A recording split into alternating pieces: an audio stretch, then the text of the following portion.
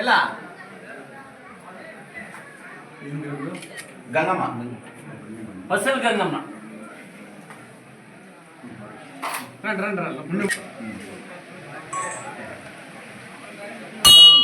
ಒಂದು ಶಾಲು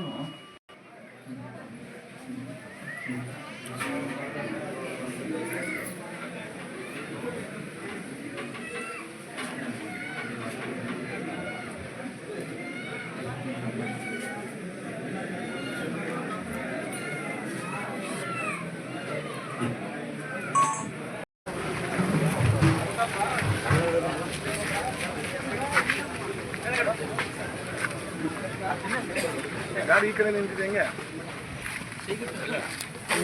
ಅಲ್ಲಿದೆಲ್ಲ ಅಡ್ಡ ಇದೆ ಗಾಡಿ ಎಲ್ಲ రాకూడదు చెప్ప చేయండి అవ్వలేదు పోనీ మీరు రమ్మంటే నేను వద్దంటానా మేము వద్దు ఇంట్లో నువ్వు పోలీసు అక్కడ ఆడ వేసుకుని మాకు తెలియకుండా ನೀವು రమ్మంటే నేను వద్దంటాను తెలుగు ఫిల్మ్ వస్తాను డైలాగ్ కొట్టి సార్ తౌలు కాదు నేను చెప్తాను నిజమే తౌలు ವಿಶ್ ಮಾಡಿ ಮಾತಾಡಾಗಿದೆ ಸ್ಟೇಜ್ ಮೇಲೆ ಈಗ ನಮ್ಮ ಯಜಮಾನರು ಹೆಸರು ಗೊತ್ತಿಲ್ಲ ಚಿನ್ನಪ್ಪ ಅಂತವರು ಸಾವಿರಾರು ಅಭಿಮಾನಿಗಳು ನನಗೆ ಫೋನ್ ಮಾಡ್ತಾರೆ. ನನಗೆ ಇಷ್ಟೊಂದು ನನ್ನ ಬಗ್ಗೆ ಅಭಿಮಾನ ಇದೆ ಅಂತ ನನಗೆ ಗೊತ್ತಿರಲಿಲ್ಲ.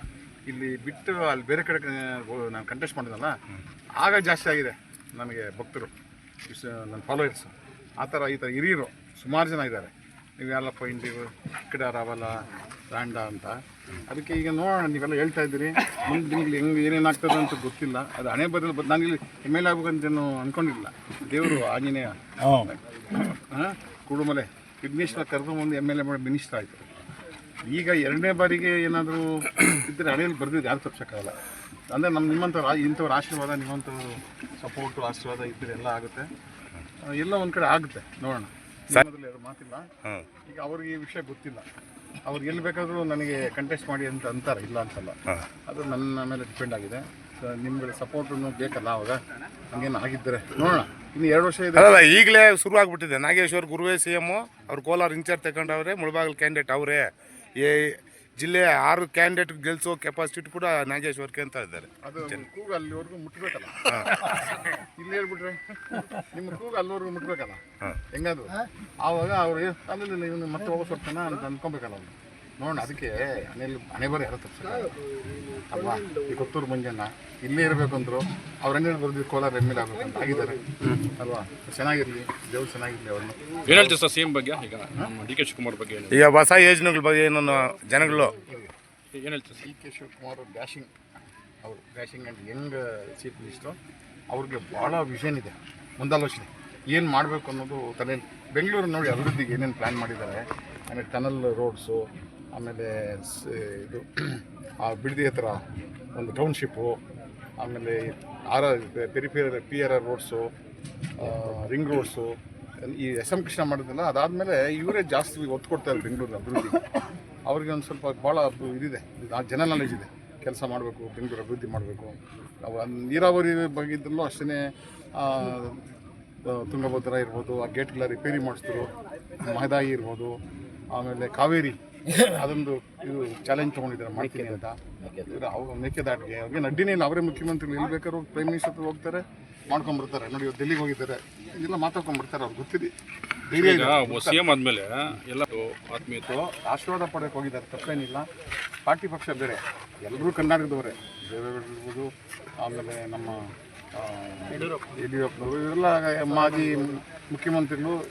ಸರ್ಕಾರಕ್ಕೆ ನಮ್ಮ ಜನಕ್ಕೆ ಸೇವೆ ಮಾಡಿದ್ದಾರೆ. ಅವ್ರ ಆಶೀರ್ವಾದ ಪಡೆದು ಆ ಸಲಹೆಗಳು ಪಡ್ಕೊಂಡು ಬರೋಕ್ಕೆ ಹೋಗಿದ್ದಾರೆ. ಈಗ ಕುಮಾರಸ್ವಾಮಿ ಹತ್ರನೂ ಹೋಗ್ಬೇಕಂತ ಕಾಲಾವಕಾಶ ಇಟ್ಟು ಹೋಗ್ತೀನಿ ಅಂತವ್ರೆ. ಅವ್ರು ಕೂತ್ರೆ ಹೋಗ್ತಾರೆ. ಈ ರಾಜಕೀಯದಲ್ಲಿ ಯಾರು ಶತ್ರು ಇಲ್ಲ, ಮಿತ್ರರು ಇಲ್ಲ. ಜನ ಹುಟ್ಟಾಕೋರು ಅಷ್ಟೇ. ಅವ್ರು ಅಟ್ಲಾಂಟ ಅದೇ ಇಲ್ಲ ಅಂತ ಇರುತ್ತೆ. ಈಗ DKನೇ ಆಯ್ತಪ್ಪ, ನೀನು ಅಲ್ಲಿ ಹೋಗು ಅಂತಂದು ನಾನು ಮಾತಾಡ್ತಾರೆ. ಅದಕ್ಕೆ ಅವ್ರಿಗೆ ಈ ಕೂಗಲ್ಲಿ ಕೇಳಿಸ್ಬೇಕಲ್ಲ ಅಂತ ಹೇಳೋದು. ಆ ಕೂಗು ಕೇಳಿಸ್ಬೇಕು, ಹೋಗ್ಬೇಕು, ನಿಮ್ಮಿಂದ ಹೋಗ್ಬೇಕಲ್ಲ ಅಲ್ಲಿ ಕೇಳಿಸ್ಬೇಕು. ನೋಡಿಲ್ವಾ, ಮೊನ್ನೆ ಹೋಗಿ ಯಾವತ್ತು ಕನ್ಪುರಕ್ಕೆ ಹೋದ್ರಲ್ಲ, ಅವತ್ತು ಬೆಳಿಗ್ಗೆ ಫಸ್ಟು ನಾನೇ ವಿಶ್ ಮಾಡಿ ಎಲ್ಲ ಮಾಡಿ ಮೆಟ್ರೋಲ್ ಹೋದರು. ಬೆಳಿಗ್ಗೆ ಅವಕಾಶ ಕೊಟ್ಟರು. ನಾವು ಹೇಳ್ದೆ ಮಾಡಿದ್ರೆ ಅಬ್ರಪ್ಟಾಗಿ ಹೋಗ್ತಿಲ್ಲ, ಅಪಾಯಿಂಟ್ಮೆಂಟ್ ಏನಿಲ್ಲ ನಮಗೆ, ಈಗ ಹೋಗ್ತಾರೆ ಅಷ್ಟೇ. ಈಗ ಮಾಮೂಲು ಅಂತಾರೆ, ಗಣೇಶಪ್ಪನ ಆಶೀರ್ವಾದ ಪಡಿತಾರೆ. ಎಲ್ಲ ಆದಮೇಲೆ ಗಣೇಶಪ್ಪನೇ ಮರೀತಾರೆ, ಮುಳುಬಾಗ್ಲು ಮರದ ಕೊಡ್ಲಿ ಯಾರು ಎಲ್ಲ ರಾಜಕೀಯ ನಾಯಕರು ಬೇರೆಯವ್ರು ಇರ್ಬೋದು. ಗೊತ್ತಿಲ್ಲ, ಎಷ್ಟೋ ಸಲ ಬಂದು ಹೋಗ್ತಾ ಇರ್ತೀನಿ. ನೀನು ಬರ್ತಾ ಇದ್ರಿ, ನಿಮ್ಮ ಸಿದ್ದರಾಮಯ್ಯವ್ರು ಇರ್ಬೋದು, ಡಿ ಕೆ ಶಿವಕುಮಾರ್ ಇರ್ಬೋದು ಎಲ್ಲ ಅಷ್ಟೇ. ಫೈಲ್ ಮಾಡಕ್ಕೆ ಇಲ್ಲೇ ಬರ್ತಾರೆ ಅಲ್ವಾ? ಇಲ್ಲಿ ಆಶೀರ್ವಾದ ತಗೊಂತ ಗೆಲ್ತಾರೆ, ಆಮೇಲೆ ಬರಲ್ಲ. ಇನ್ಮೇಲೆ ಅವರು 3 ತಿಂಗಳ 4 ತಿಂಗಳ ಸಹಿತ ಮುಳುಬಾಗಿಲು ಬರಂಗ್ ನಾನು ಮಾಡ್ತೀನಿ. ಸುಮ್ಮನೆ ಡೋಂಟ್ ವರಿ. ಮೆಡಿಕಲ್ ನಿಗಮ ಕ್ಯಾಬಿನೆಟ್ ರ್ಯಾಂಕಲ್ಲಿ ಇದ್ದವನು, ಅದು ದೊಡ್ಡ ಇದೊಂದು ಗೊತ್ತಿದೆ ಹುದ್ದೆ ಅಲ್ವಾ?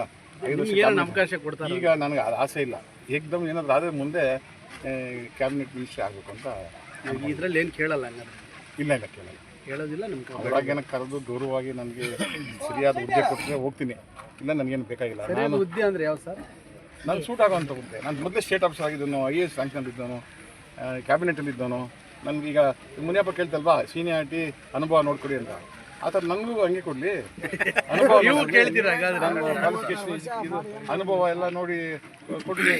ನಾನೇನು ಈಗ ಮಂತ್ರಿ ಕ್ಯೂನಲ್ಲಿ ಇದರಲ್ಲಿಲ್ಲ, ಆದರೂ ಅವ್ರು ಹೇಳ್ತಾರಲ್ಲ ನಾನು ಹಂಗೆ ಹೇಳ್ತೀನಿ. ಬೇಡಿಕೆ ಇಡ್ತಾ ಇದ್ದೀರಾ? ಹೋಗ್ತೀನಿ, ಇಲ್ಲಾಂದ್ರೆ ನೋ.